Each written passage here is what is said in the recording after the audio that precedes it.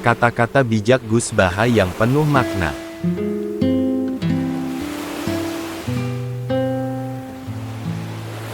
Dosa terbesar istri adalah membodohi suami.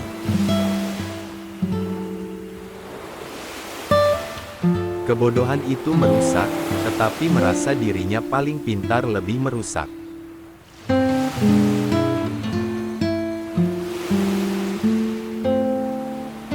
Hidup tidak usah dibuat sulit, tidak usah ruwet. Asal tidak maksiat, bisa menjadi pribadi yang menyenangkan dan bermanfaat bagi banyak orang serta tidak mengusik hidup orang lain, itu sudah cukup.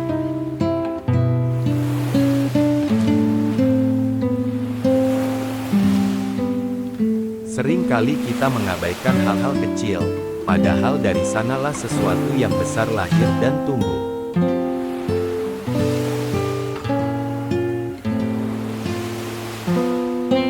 Cinta mungkin terkadang membuatmu rapuh, tetapi berterima kasihlah kepadanya, karena cinta darinya bisa membuatmu lebih kuat dari sebelumnya.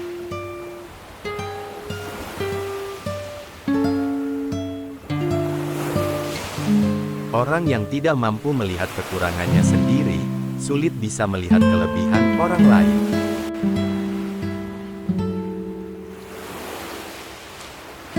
Yang abadi adalah yang kita sedekahkan.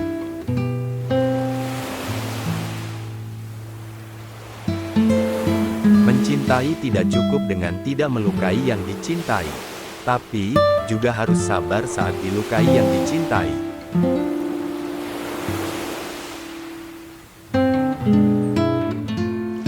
Allah mengabulkan doa-doa ketika kita sudah siap, bukan ketika kita menginginkannya.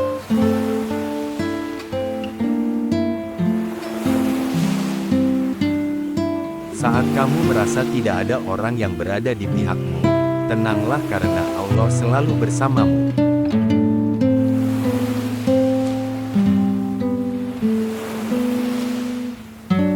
Kita tidak pernah tahu, bisa jadi orang yang kalian bodoh-bodohi, akan lahir seorang anak yang pintar.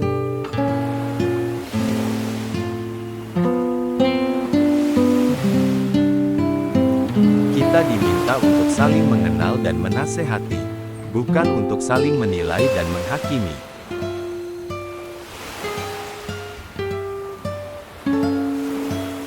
Kita ini mudah mencintai orang yang berjasa dalam hidup kita, tapi kenapa tidak mudah mencintai Allah yang jasa-jasanya sangat besar dalam hidup kita?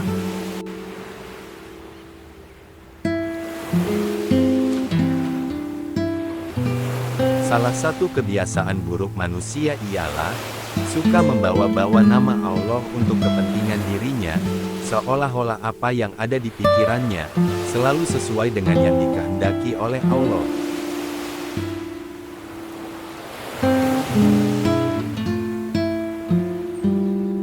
Tak masalah saat ini kamu miskin, bisa jadi itu alasan Allah kelak untuk membawamu ke surganya.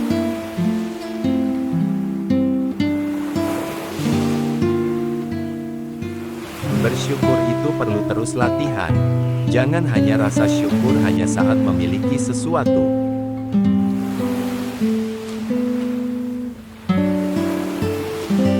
Untuk menjadi yang terbaik, kamu harus mempunyai mimpi yang besar serta semangat untuk mewujudkannya.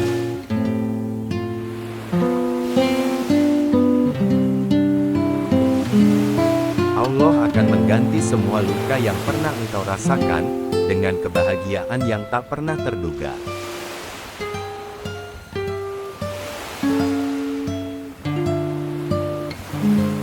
Sebuah langkah kecil merupakan sebuah awal yang begitu panjang.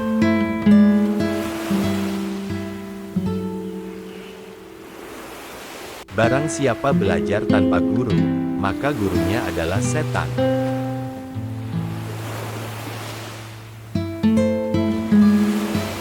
Seberapa besar pengorbanan yang ia lakukan, maka dari situlah kita akan tahu betapa besar cintanya kepadamu.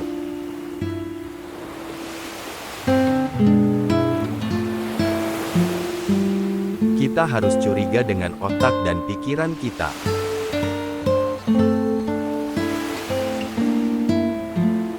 Jangan pernah putus asa saat merasa dalam kesulitan, sebab Allah menyertakan kemudahan setelah kesulitan.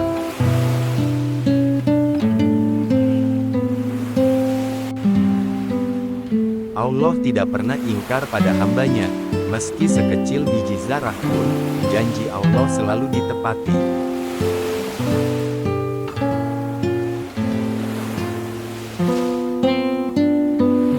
Sabarmu akan terbayar, lelahmu akan hilang, sakitmu akan sembuh. Kamu harus ingat, Allah tidak buta.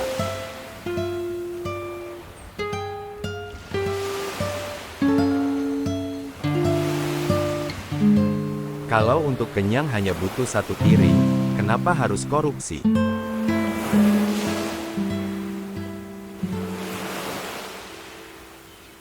Kalau niat sholat jangan hanya karena diterima sholatnya saja, itu nafsu. Niatlah sholat karena kamu merasa diciptakan dan ditakdirkan untuk sujud. Karena faktanya Gusti Allah memang pantasnya disujudi.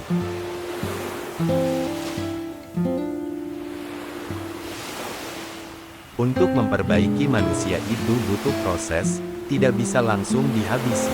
Jika tugas kenabian hanya untuk menghabisi keburukan, tentu bermitra dengan Israel jauh lebih efektif ketimbang bermitra dengan Jibril.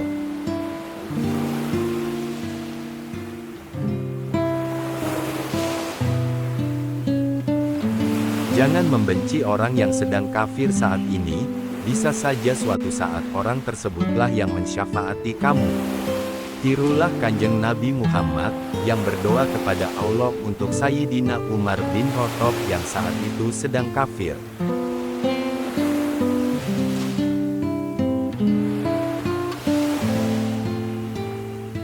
Jika dalam menghadapi hidup ada momen yang sangat berat, sehingga tak kuasa membendung tangis, maka istirahatlah sebentar. Kadang, beban itu perlu dilepaskan sebentar, tidak harus dipikul terus.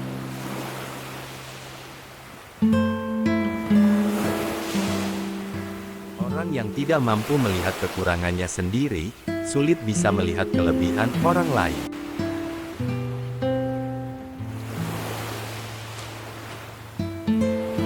Sebesar apapun dosa seseorang, tidak ada yang berhak menghalangi rasa cinta hamba pada Tuhannya, meski cara yang digunakan untuk menunjukkan rasa cinta itu terasa aneh di mata kita.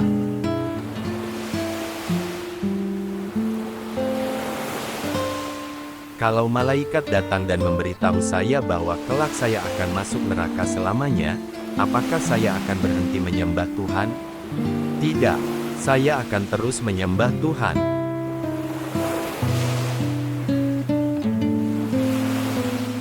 Harapan dan keinginan ini seharusnya sejalan. Ya, sejalan dengan betapa besar usaha yang kamu lakukan dalam mewujudkannya.